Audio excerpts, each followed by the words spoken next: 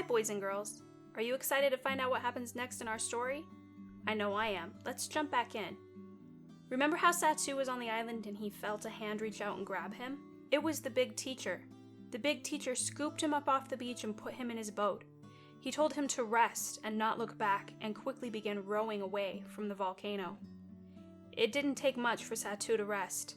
He was so worn out from the fearful day he'd had. He closed his eyes as they hurried back home. Once their boat hit the shore, Hans jumped in and gave him a hug and said, "I knew you were there. I just knew it. I knew it."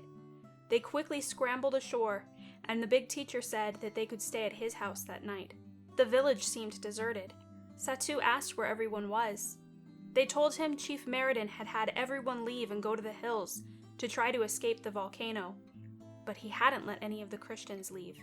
He told them if they wanted protection, they could go to the house on the beach to the big teacher. Satoo asked Hans how he knew that he was out there by the volcano. Hans said he felt a little hurt that he didn't get to go along on the fishing trip, so he went up to their hiding place up above the beach, where he could see across the water and see the volcano. He said he noticed that the boat went there, and it looked like they dropped something off. He waited until all the villagers were out of the village and then came down and told his father what he saw. Once the fishing boat came back, with Guru Mola and Gola in it, and once they were done unloading their fish, his father quickly took out a boat of his own and went to go get Satoo. Satoo was so excited. "Hans, the song is true, it's true," he said. "God heard my prayers and he saved me." He explained how he'd prayed to God and had sung the song that the big teacher had taught them. "A mighty mountain is our God, a wall that will not falter." That night, they tried to sleep, but they really couldn't. The earth was shaking. There was a new spot underneath the surface of the water where they could see lava spouting out. The volcano was spitting flames everywhere. It was terrifying.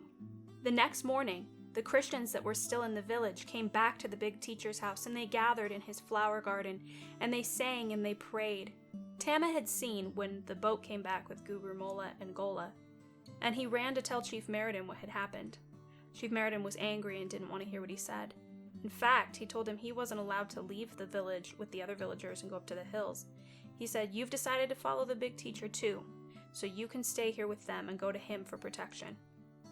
Tama spent a restless night.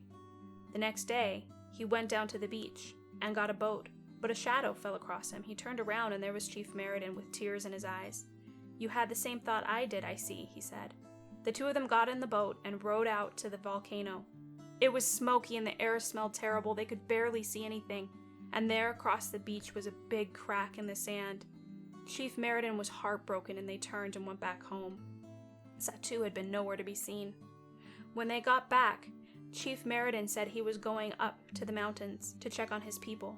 He would go to Guru Mola's house, up behind the big teachers. From there, he could overlook the yard where the big teacher and all the Christians were singing and praying. He could see little Marta running about like a butterfly between them. He was so worried about them.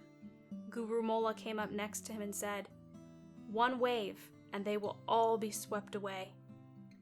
What will happen to our little band of Christians? Come back next week, and we'll find out.